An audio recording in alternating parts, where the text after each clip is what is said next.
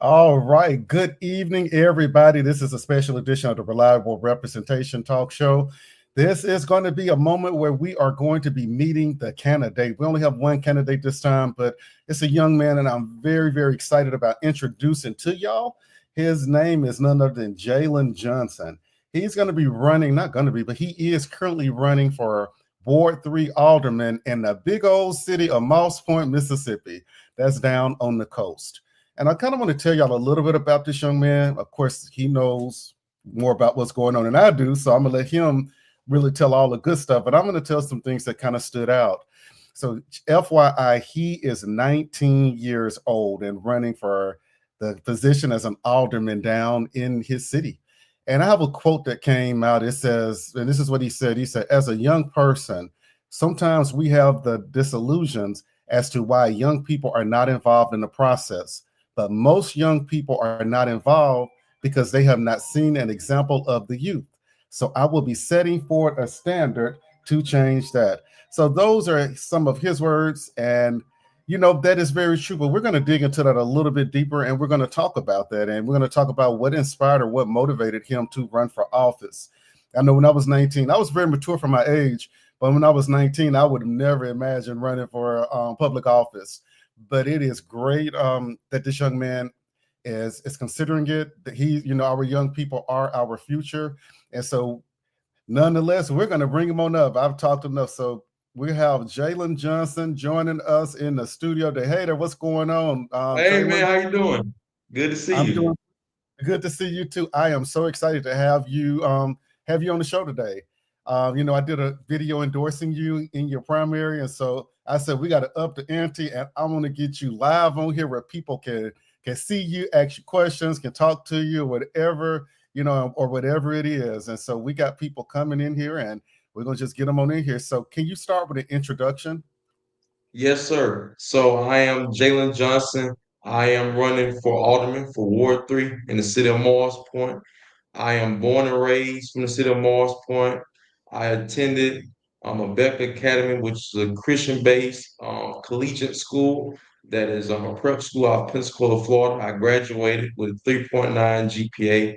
I have participated in numerous community organizations, including the NAACP, Walls Point Rotary Club. I was a two-term president with the Mayoral Youth Council under Mayor Billy Knight, served 2 terms, and I have been engaged in this community process since I was 10 years old, participating in community cleanup organizations.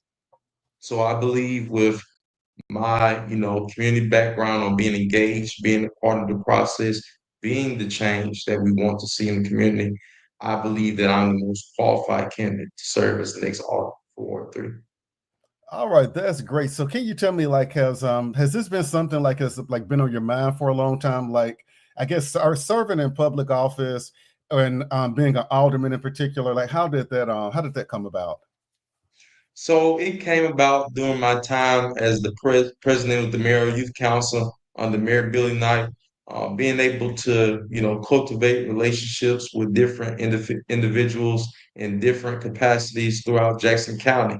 And it opened my mindset to the political process and as well understanding how municipal government works. Understanding that in the city of Morris Point, we have what they call a weak mayor system.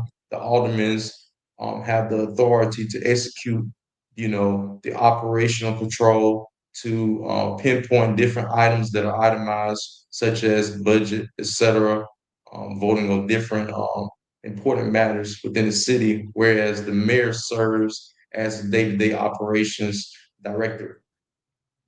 Okay, and I'm glad you threw that point out there because a lot of people really don't understand municipal government. And a lot of people think, the mayor is running the city and the mayor is in control, when in actuality, all of the decisions lie within the Board of Aldermen. We look at city municipal government, it's similar to state government. We're representatives, so we legislate, we make the laws for the state, we make the budget for the state. And then when you look at the governor, he's, the executive branch. And so basically he cannot do anything without us voting and approving measures that have to come to him. Now he can give feedback and he can tell us, I want this done. And we can say, well, okay. So people really need to understand that your alderman is where it all lies. Another thing, people take municipal elections for granted, thinking that they're not important.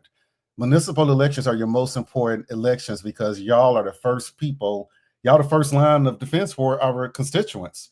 I mean, when something is going on, y'all are the ones that they're going to see. When the city needs funding from the state, y'all are the ones that come to us and say, we need money for this project. And so if you don't have good leadership in place, your city's going to suffer, your ward is going to suffer. So thank you for making sure that you put that out there. So on this okay, on your board of y'all are alderman, not council down there, correct? Yes, sir. Okay, so on your board currently, how going in, as a new alderman, how would you build relationships with the current board to make sure that y'all have strong relationships, because that's important. I have, as a candidate, already, cultivated relationships with most of the elected officials within the city of Morris Point. But being able to not, um, be just so primary focused on Ward 3, we have to also be able to cultivate relationships, like you said, with each individual alderman, because understanding I'm only one vote on the board of aldermen. Therefore, it is critical to have a relationship to pinpoint different projects and as well being able to allocate money to Ward 3 to address different projects of urgency. So being able to, have those relationships established, because if you don't, then you will be ineffective in that role because you are only one vote. Therefore, you have to persuade your other colleagues on the board of aldermen to support you with different projects throughout your ward that you would like to see the primary focus and executed. That's very true. And look, I see we have several people here tuned in. So if y'all have any questions, feel free to put your questions in the comment box and I will make sure that we get around to it. Now, how many aldermen do you have in Mouse Point? So we have roughly, let's see, we have roughly five or six different aldermen that are differentiated throughout the city, representing different wards. But what I know for a fact is, with the recent election, a lot of the previous individuals that were in office were reelected. Therefore, those relationships that are already established would be very effective in my approach to execute my plans that are outlined in my comprehensive plan. All right, you know what? That's great. Now, correct me on this if I'm wrong, but wasn't it Ocean Springs, Mississippi, that just kind of did a complete overhaul? They replaced every. Yes, sir. Okay, Yes, sir. okay. Wow, that's something. But that shows you that shows a community that's really engaged and that's in tune with what's going on. Because when we have a city, state, any level of government, and it's not working and it's not serving the people, and the same people keep getting reelected, you're not going to get the change you need. But when you go in and the citizens speak up and they will get rid of you, that makes your local people, going to vote is an accountability rating for people. That's just like that's your job interview. I tell people when you're campaigning, you put your interview out there.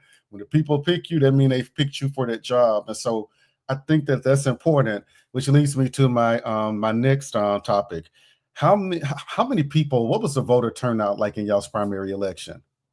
In my primary election for Ward 3, we had roughly 332 people to go out and vote, less than 14% of the population throughout the city for all races went and voted. So we had a low voter turnout, and really, what I think it stems towards is the fact that the people have not had the confidence in the elected officials. Therefore, we have to be able to come up with a strategic plan to get more community engagement, being able to engage our people throughout the community to understand what their concerns are and what their needs are. Because like I told people on day one, Representative Fabian Nelson, this is not about me. This is about the constituents of the city of Morris Point. I am only the people's mouthpiece. And I have to be reminded of that every day, that I am only the mouthpiece of the people that I represent, the constituents of Ward 3. Yeah, you're absolutely right.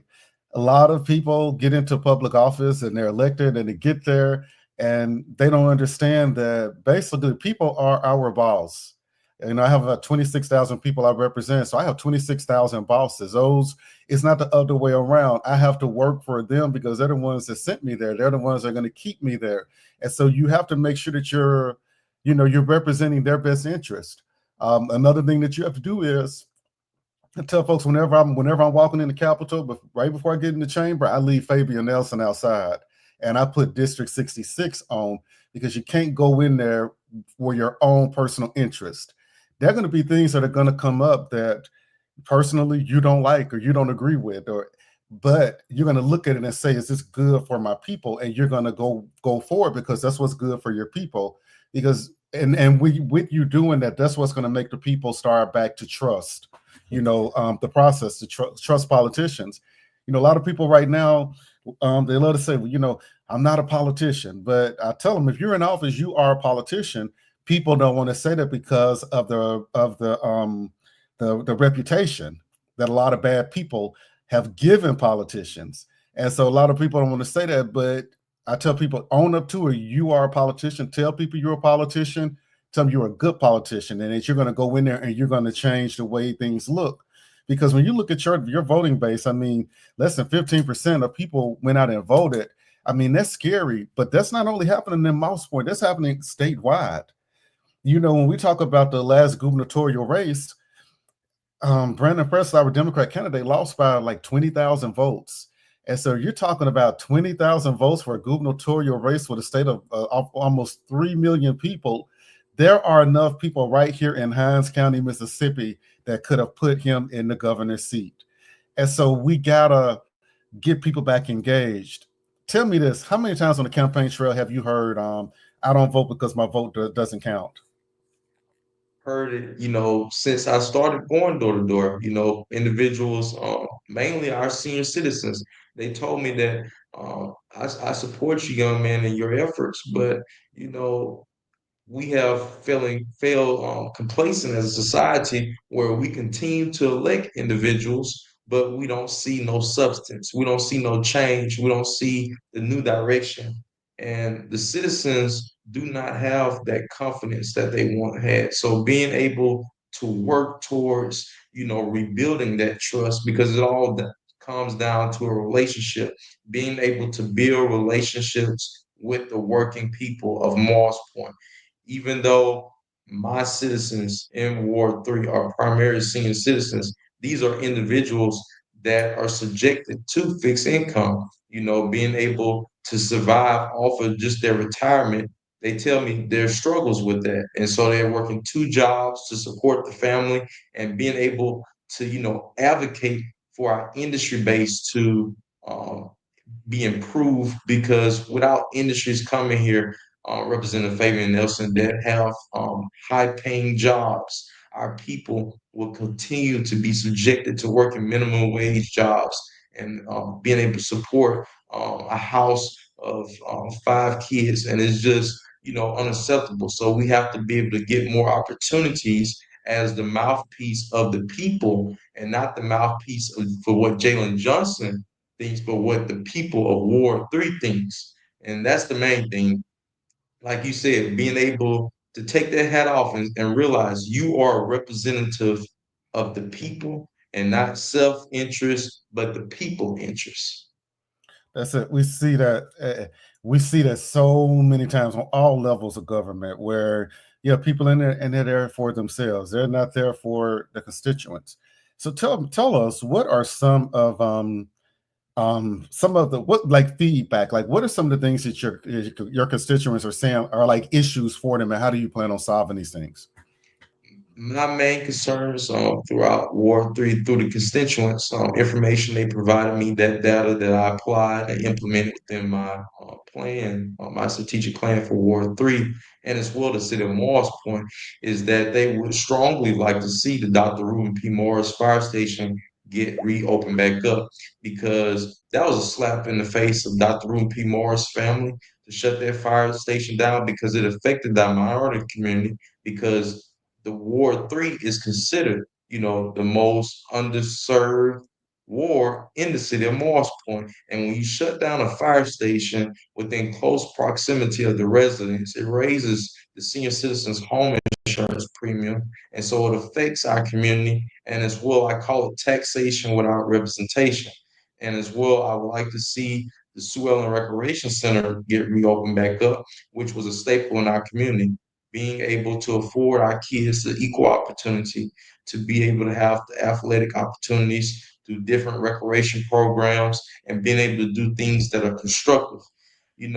My family taught me, and as well, most senior citizens and mentors, that if you don't have something constructive to do, then is what they call the idle mind is the devil's workshop. Therefore, you have to be able to create opportunity for the youth. If the youth do not have opportunity, they will go astray to the values of which we establish within them.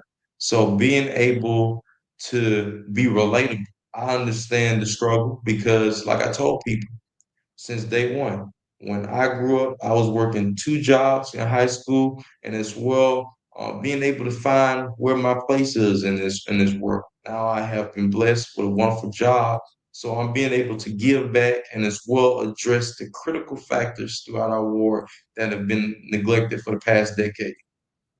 Wow, that is you know, that's amazing. That's absolutely amazing. All right, so we're gonna get to the elephant in the room. 19 years old. So tell us a little bit about that and how has the reception been amongst your constituents with that? Well, a lot of people, within Ward 3 have been very receptive towards the age, because there's a saying, out with the old, in with the new.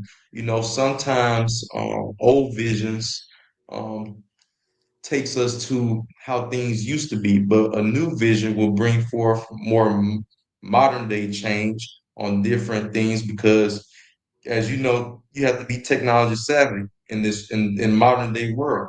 And as a person that understands technology, understands the different things that are going on within, cybersecurity um, workforce, and understanding different things, that we have to be able to stay up to date, being able to be um, knowledgeable about how social media works, because social media has been seen as one of the most effective ways to get different communication projects out throughout the different communities, and it's an effective resource that we are given the opportunity to use to spread different things that are of importance to the people.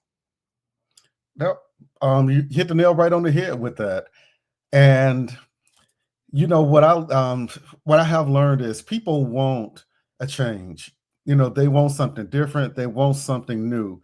And I think had this been maybe 30 years ago, if our age in Mississippi been such a conservative state, you just a baby, we ain't vote for him. But now people have seen what younger leadership has done. Look at President Barack Obama. At his age, he was very young, and he came in, and it was so much positive change.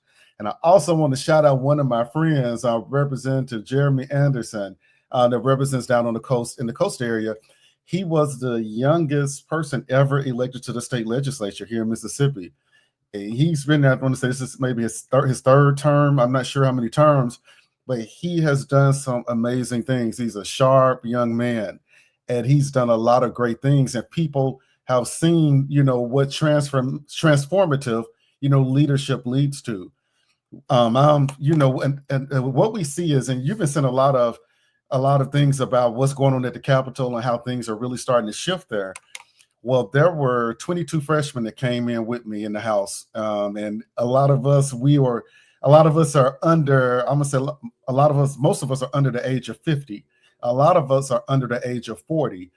But with the new level of thinking, things are really starting to shift. We're starting to see, you know, fairer legislation being proposed. You know, suffrage bills, which are basically when we give people the right to vote back again in Mississippi, years in the past, they could not get a suffrage bill passed. This last session, we got like 18 suffrage bills passed, just like that. So we're starting to see the change with the leadership, and this is change that people want. I was when I was on the campaign trail, I was saying, I never held office before. I'm not a people don't really know me, and I like people not going to vote because they don't know me and I never held office. But to my surprise, a lot of these doors I went to, older people, who are you? And I tell them who I am. Where you come from? Will you serve in office already? I'm like, oh my God, this is gonna kill me. I say, no, ma'am, no, sir. I've never held elected position. I've worked in the community. Well, we're gonna vote for you because we don't want somebody that's a career politician. We don't want somebody that's been there already. We want to take a chance on something new because you probably have a different way of thinking, which they're seeing now that I don't think like other people that have been there before me. And so I'm saying that to you to say that don't let that be discouraging. That's actually going to attract voters, and people are going to appreciate that, and that's going to resonate with people. And I'm saying to all the people out there now that have reservations about it is that age does not matter. What's in a person's heart is what matters. When we talk about politics, it's no type of degree that you can get that's going to make you a great politician. It's going to be what's in here is what's going to make you a great politician. If you care about people and if you care about your community, you will run circles around people that are been to law school, any all other fields, because a lot of people think that, well, our elected official has to have XYZ. No, you need somebody that you can call on the phone when you got a problem that's ready to solve that problem. Because quiet is kept, we have people that do things, that do things for us. If it's a public works issue, it's not going to be you out there fixing that issue. It's going to be you calling the public works director and getting the public works director involved and engaged in it. As far as legislators with us, when it comes down to authoring legislation, we have a team of attorneys that do all of our bills for us. We tell them what we want in the bill. And so that's what people need to realize. You got to have somebody that is resourceful, that cares, have connections, and go in there and you treat people right. You treat your department heads right. If you go in and you treat your department heads right, they will move the earth when you call and ask them for something. If you're in there and you're not treating them right, they're not going to do anything. Relationships matter. And from what I've seen, as far as watching your campaign, I think you've conquered that. I think that you have really set the tone as far as building relationships with your other elected officials, with your department heads, community partners, with teachers and people in the school. I've seen you at the school a few times. Your small business community. I've seen you out and you got endorsed by several small businesses. Small businesses are the backbone of our community. When it comes down to, and I've seen this firsthand, when it comes down to sponsoring events for the school, when we call our small business owners, they're the ones that step up. And I'm not knocking Walmart and the big brand corporate stores. We need them too, but they're not as invested in the community because the owners don't live here. But when you talk about business owners, they have kids that go to school there. They have employees that have kids that go to school, so they're involved. And so I think that was a great move as far as building those small business relationships. So moving on, tell me, what have you been doing to get people engaged to go back out? Because in runoff elections, the only thing that matters is if you can get the people out to vote.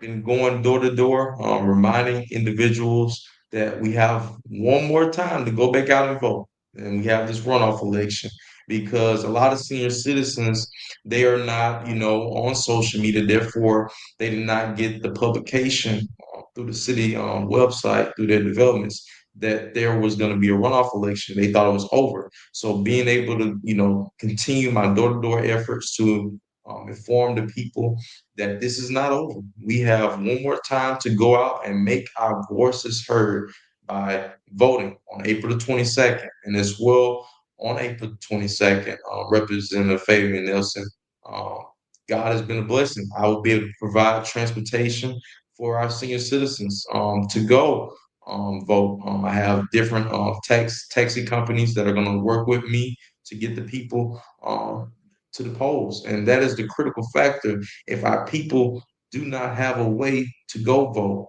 we have to be the change that we want to see. We have to make it easier for them. We have to accommodate them because a vote is a vote for substance, a vote for the system to change systematically how it was designed. And so I'm going to ensure that every person be afforded the opportunity to make their voices heard by voting on April 22nd. That's it. It, it really it hurts me when when I look at voter turnout, and I'm really close to the civil rights movement. I grew up in the Mississippi Delta, and so I saw a lot of stuff. But it hurts me when I look at these numbers and I see that people don't go out and vote. And I always say to people, I don't care who you go out and vote for, as long as you go out and vote, because it's so disrespectful to the men and women that lost their lives so that we could have the right to vote. And it's disrespectful for us not to go and vote. Like I said, it's not about who you vote for. It's just all about you exercising your right to vote. People don't understand how sacred voting is, how important it is. You're voting for people that affect your everyday life, your livelihood, the livelihood of your kids. It's just, I mean, it really it appalls me. But I will say, I never got to the point where my saying my vote doesn't count.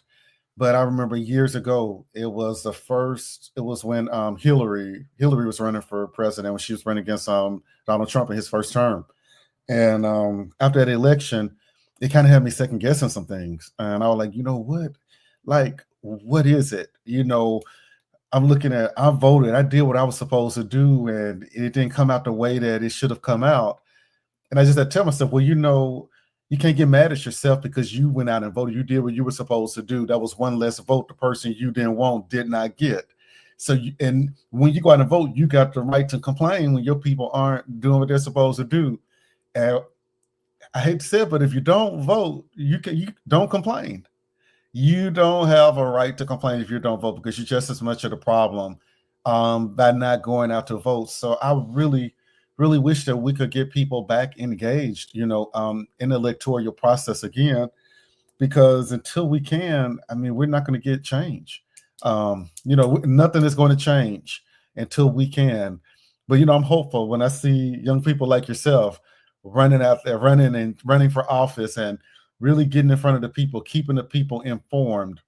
Because what happens is you raise the bar. When you get out there and you start leading in the way that we're talking about, people from Ward 1, 2, 5, 6, they're going to be calling their alderman saying, hey, look, Jaylon Johnson is out there. Why aren't you out there? You need to be doing more things that he's doing. And it's not going to rub the alderman, too good, but you got to continue doing that. Because when you start doing it and showing people what leadership really looks like, people are going to want to go out, and they're going to want to go out and they're going to start voting. And so we got to make sure, and I see we got a comment on here. It's unacceptable. Yeah, Mr. Sims, it is. I mean, it is. It's completely unacceptable for people not to be out there voting. We hear stories about people that will have to walk 5 and 6 miles to go to the voting precinct just to vote before people had cards, rain, sleet, or snow. And they were willing to do that. And now it's so convenient because we make sure polling precincts are close to where you live. If you have to go vote before work, that's fine. If you have to take a longer lunch break, your boss says to give your employer has to give you, your employer cannot stop you from voting. So we gotta get that word out there. Boots on the ground to get people to get people to vote. So you're doing a great thing. Tell me, how is your door to door? How has that been for you?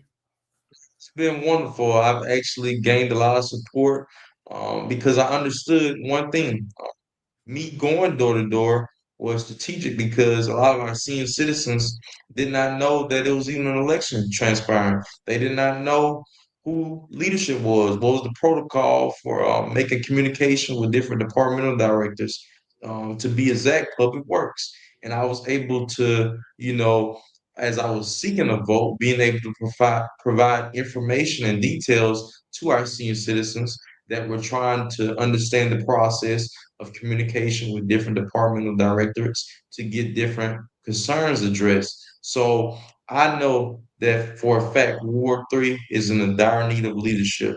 And being able to have leadership that the senior citizens can see, and as well leadership that they can trust, because ultimately a relationship barrier. You have to have a relationship, and you also have to be able to get that public confidence back in our process. And the only way to do that is to be able to establish relationships with the senior citizens, and as well make them more, being able to trust different politicians, because a lot of people, like you said, Representative Fabian Nelson, they have the mindset that a politician, they don't do nothing but lie. But all politicians are not bad people, but we have to be able to differentiate the people that are ineffective and the people that would love to bring substance, that would love to bring change, and as well change the dynamic within the community. And I believe that my candidacy was able to bring forth unity, to unify our community, based off of the diversity and as well the inclusion aspect, being able to be a representative for individuals that don't look like me. I told people the first day it is about cultivating relationships with everybody, despite their creed, nationality. I will be the Ward 3 Alderman for the people, because we are all brothers and sisters in Christ. I tell people all the time, if you get a knife and if you cut your finger, you bleed just like I bleed. Therefore, we are still brothers. We may be different based off of outside, purview, but guess what? At the end of the day, we are all in this thing together. So being able to unify our community in this approach within the campaign was very effective. And as well, this is a continuation effort. I'm going door to door continuously, because I want the people to be reminded that my campaign message was stronghold based off of bringing forth accessible and visible leadership. Very good. Look, you got me want to come down there so I can vote for you in Ward 3. But yeah, those are very very good points, and that's what it's going to take. I mean, to really improve our cities, our states, our country, because voter, I mean, voter people voter turnout is historically at a no, it's nationally it's at a low. I mean, this is everywhere, that we're seeing. I know in our mayoral race here in Jackson, I think we have about 118,000 registered voters, and I'm gonna say less than 20,000 of those people went out and voted for the mayor. That's ultimately this person is responsible for running the largest city in the state of Mississippi, our capital city, and people just did not go out and vote. So, that's scary when we see those things happening, and it's just going to take people staying out there like you, telling people why it's important. All right, so and look, anybody in the comments that have any questions, see a lot of people here. So y'all have any questions, please feel free to drop them down, and now is the time for it. But this is going to be my final question for you, and it is: tell us what your first 100 days in office is going to look like. First 100 days in office, after being sworn to office, or being able to establish a direct line of communication between me and the constituents, via a Facebook platform that we will have, where we'll be able to affect that crowd, and as well creating a spreadsheet with the different senior citizens in Ward 3, and as well their phone numbers and addresses. We're going to do monthly town halls that are our plan, because we want the community to be engaged. And as well, I'll be working with the other elected officials to be able to, review our budget and see where areas that we need to make necessary adjustments, because the city of Morris Point, is currently facing a financial deficit. But what we have to do is we have to maintain positive vibes because at the end of the day, we as elected officials are the mouthpiece for the people that have a voice or their voice is not strong enough to bring forth change. And as I've talked to different departmental directors to see what areas need to be improved, the fact that our fire department, we have to be able to support them, making sure that they have the necessary equipment, everything is up to date, and as well working with other departmental directives to see what areas do we need to improve on from a budget perspective. As you said, different communities have similar struggles, and we have to be able to support Morris Point because Morris Point, Representative Fabian Nelson, is actually, recognized as a community that is deprived.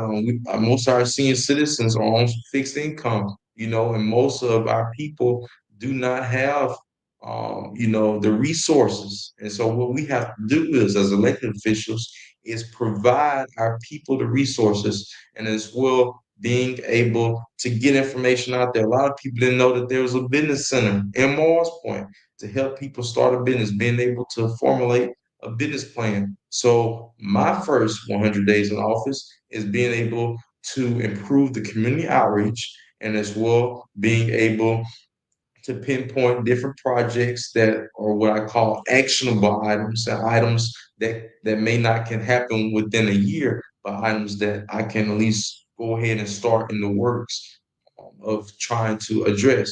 But the actionable items that are in my control, will be strongly advocating for the Dr. Reuben P. Morris Fire Station to get reopened back up that affected the disserved community and as well the minority community, and as well advocating for the Sue Ellen Recreation Center to be reopened back up because that was a staple in our community, far as providing our kids and affording them the opportunity for recreation and as well as sport athletics programs. Because sports and athletic programs is something that is critical. Being able to have something constructive for our youth to do so that they won't go straight to our values. So really working towards critical projects that should have never been shut down. Because when you shut down things like this, these are critical things that affect um, the minority community. And so when you do this, you hurt the people that have been using these resources, being able to have fast and efficient response time in regards to fire and rescue. With that fire station being closed, it adds more minutes to response time because the other fire station, whereas the headquarters, would take roughly about 10 to 15 minutes, whereas 5 minutes right down the street, being able to be more efficient in their approach of being able to respond quickly and effectively. So we have to take all these concerns into account. And what we have to do is sometimes we have to make tough decisions in the best interest of the constituents. A lot of people don't like change, but change is what we need in Morris Point. And I'm going to work hard because, as I said on day one, this is not about Jaylon Johnson. This is about the people of Ward 3 and making their concerns known and addressing those concerns in a timely fashion. All right, that sounds great. Well, look, I said that's my last question, but that leads me into another question I have for you. So, all right, so as a leader, going on the board of aldermen, there are going to be times where you are going to have to make difficult decisions.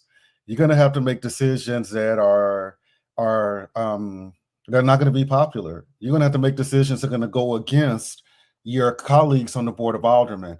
So tell me how would you handle that? How would you do that? I mean, you know this is right, and you're not. In other words, you're not going to vote. Don't vote alone to get along. So how would you handle that? I would handle it like I told people on day one. Once those citizens of Ward 3 vote for Jaylon Johnson, I am the mouthpiece of the citizens of Ward 3. And if something is not in the best interest of Ward 3, I am not going to support it.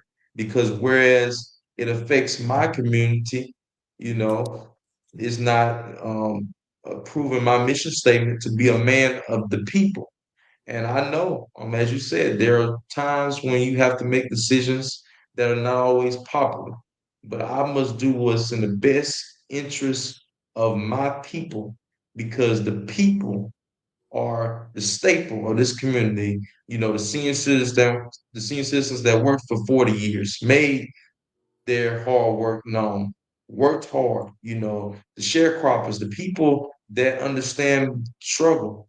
We have to be a voice of the people, serving the people and not self. And so I will not get along with the program. And I've made that known by taking um, an individual approach that if I have to stand on my own, I'm going to do what's in the best interest of my people. Because at the end of the day, God sits high and looks low. So as long as I make the decisions that are necessary, that are in the best interest of my people, even though it might not be popular, I can at least sleep well at night knowing that I made the right decision and that I did not let something, pass that would have affected my community. Because whereas something looks like it's a positive reaction, it can be an upset as a negative reaction in a different way. That's it. And if you don't take any other advice from me or listen to anything else that I've said, my advice to you is going to be make sure you keep that in your heart and keep that close to you because that's going to take you so far on this journey, just doing what's right for the people. Because whenever you go against other people for something that you know is bad, that they're saying is good, whenever you stand up and do the right thing, you're going to get attacked from every single place. We're going to tell people not to vote for you anymore, to get you out of office, this and that. And my response to that is I'm not going to be intimidated by anybody and to influence to do anything that's going to hurt my people. If it takes me doing the right thing and me not coming back in the office, I can sleep well at night knowing that I did the right thing. Because what we see happening here in Mississippi is we've had people that for so long have not wanted to make the tough and difficult decisions because they weren't popular. Now all of this is trickling down and people want to continue to sweep it under the rug. But you got to be a voice for your people. And when your people know that you're fighting for them, is not anything anybody can do or say about you that's going to make them turn their backs on you. They're going to be proud that you're standing up and fighting for them. It's not easy, but keep that in your mind, keep that in your heart, and make sure you always do that no matter what. And you got a question from a viewer and says, what have you learned about yourself during this campaign? That's a good one.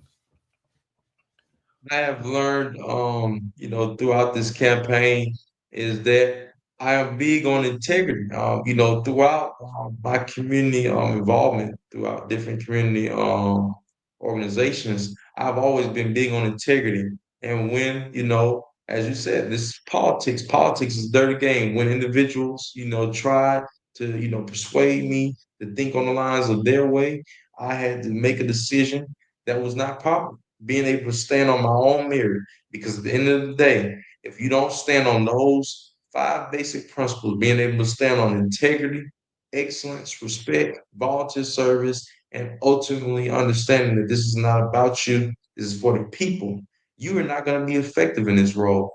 And I knew that. So I had to make a tough decision that was not popular to be a mouthpiece for the people, expose the truth. And that's what I did. I have posted different eyesores throughout the community. So I have shown throughout this political process that Jaylon Johnson is a leader that believes in decisive action. And that's what I truly have learned about myself. That is it. You gotta, they have this saying that what happens at home stays at home or whatever have you, and that's a Mhm. problem. We got stuff happening in our district and in our wards that we're not talking about, and they continue to remain there. We got to start telling it. And that's one thing that I do. If it's something wrong, I'm going to call it out. And it's not to attack anybody, it's just to spread awareness. Because when you start talking about these things and getting attention on them, you start seeing change. We have a lot of infrastructure problems here in Jackson. So we have a lot of potholes, sinkholes. It's a sinkhole that's in the middle of a street. This sinkhole has been there for It's not in my district, by the way, but it's been there for, I'm going to say, almost 2 years. They haven't done it. The city did nothing about it. It's a young man. He has a huge following on social media.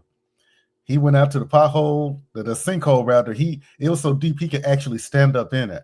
Stood in it, talked about it. It went viral all over the internet. It had like maybe 500,000 views and stuff on it. But when it started circulating, guess what? They got out there this weekend and they fixed it. They patched, they got it. They still got to do some work on it, but it's not a sinkhole anymore. They did a temporary fix to put gravel over it so people can drive down that road.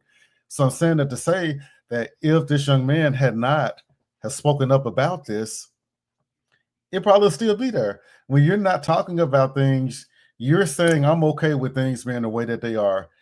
I'm okay with having abandoned houses right next to me with people doing any and everything, and I'm okay with it because I'm not. My constituents ain't saying nothing about it. They voted for me, so they're telling me I'm doing a good job. So keep doing that. Talking and speaking up about the issues that are in the community because we've been quiet on these things for far too long. People tell me all the time because I do a lot of media. I'm on the news all the time. They call me asking me, and a lot of people don't want to be on the news because they say I don't want to be on it because I don't know how people are gonna take what I'm saying. I said, look, as long as you're on there, you're telling the truth. You ain't got nothing to worry about. But we owe this to our constituents to be vocal and to talk about the issues as they happen, if they're good or bad. Now we could talk about good stuff all day, every day, but when it's something bad or some controversial, that's when we really need to be speaking on it to spread awareness about it and tell people, what is really going on. Because if we don't talk, people don't know. And that's what people send us to our positions to do, is to be a voice. I liked it what you said, be a mouthpiece. Be a mouthpiece for them. And it's just really advocate. But I have really, really enjoyed this Meet the Candidate. Y'all, FYI, Jaylon and I have never met face to face in person. We've talked on social media quite a bit and on the phone.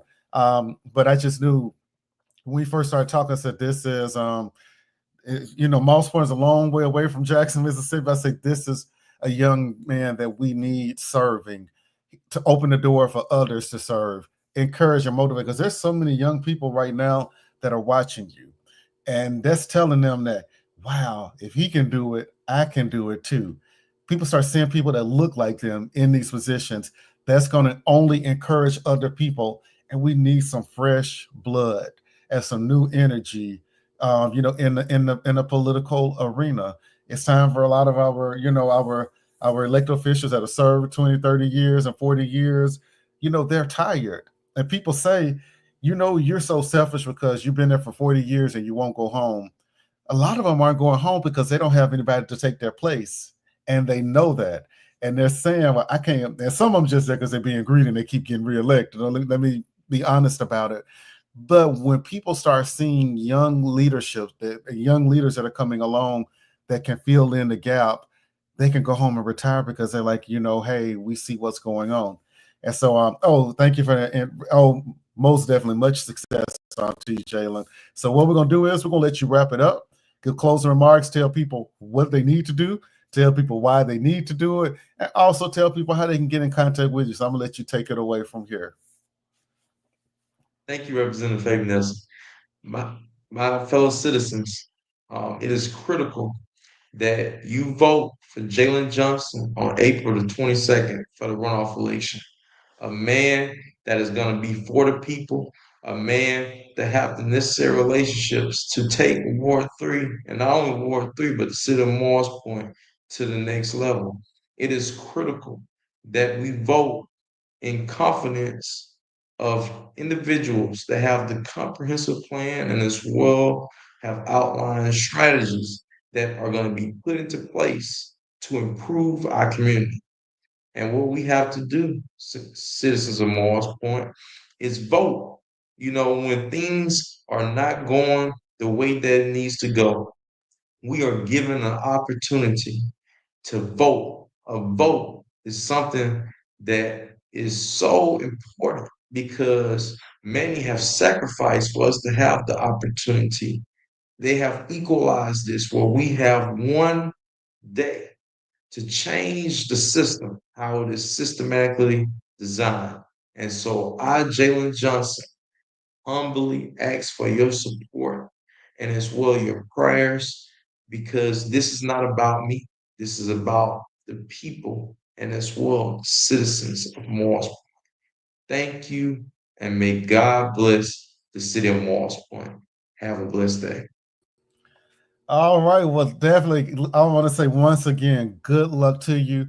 I am rooting for you here up in Jackson. If I had any relatives down in Mouseport, you trust and believe I'd be calling telling them both. I knew anybody down there. I don't know anybody in Mouse Point, but I'm going to do every single thing I can to support your candidacy, and this is only the beginning for you. I see so many great things that you are going to so many great things that you're going to be able to accomplish and do for your people. Here we go. Got to come and get the word out. Boots on the ground. Vote is important. Good interview, Jaylon. You would do well, Jaylon. Well, you got everybody here. Amen. That's great. But this is just the beginning. You're going to do so many great things. The people in your ward in Moss Point, they are blessed to have you down there, and they're going to get out there and they're going to have to go and vote and support your candidacy so that they can get you in that seat, because there's a lot of work to be done. And I see a lot of candidates and a lot of candidates. But when I see a candidate that is truly passionate, I can pick up on that, and I know that you're passionate about it. And people down there, if anybody can hear me, I know y'all don't know me down there, but if y'all can hear me, please go out and support this young man. If y'all want to know my track record, my integrity, go look at my campaign page and look at what I do. I'm a force in my community. I believe in serving my community. And so I know Jaylon has this same energy. And we got the Mike Magazine from Greenville. Those are my friends up in Greenville, Mississippi. Mike Magazine, please tell anybody you know down there in Moss Point, Mississippi, to go out and vote for Jaylon. It's time. It's your time, and I'm excited. I'm excited. About your candidacy, and I'm excited about you getting ready to go and serve the people of Moss Point. And I can't wait to say Alderman elect Jaylon Johnson. Then it will go on to Alderman Jaylon Johnson, and but this is just the beginning for you. And thank you for taking the time out of your Sunday to come on here and talk to your voters, and make sure you keep knocking on those doors, telling everybody that they're going to have to get out there and vote, reminding people of the runoff, because a lot of people don't know it's a runoff. A lot of people, and I'm going to get you and Mike Magazine connected, do some great stuff. So you need a commercial. So definitely y'all add each other on Facebook, so y'all can connect. But that's a very, very good contact to have. Do some Mike Magazine does some great stuff in the community. And we're going to wish you the best. We're going to be praying for you and sending all positive vibes down your way. And 9 more days, that's it. You're going to be in there. And after these 9 days, you can rest for another 3.5 years until you're ready to run for re-election again. So just keep doing what you're doing. Keep that positive energy flowing, and just keep on talking about the issues of your ward and of your city. And people are going to go out and they're going to make the right decision. On what is it, the 22nd? Yes, sir. August 22nd, they're going to go out and make the right decision. So, yep, April 22nd. Oh, April. I'm sorry, April 22nd. I'm going to have folks in August. Hey, see, our elections are in August. State races in August. But yeah, that's right, municipal. Y'all, April 22nd. So you corrected me fast on that. That's what you got to do, though. But make sure you you keep letting people know about it. And if there's anything I can do for you, I'm only one call away. Thank you so much, and thank you for affording me this opportunity. Absolutely. So all y'all reliable representation listeners, thank y'all for tuning in with us. We will be back in the studio Thursday at 6:00.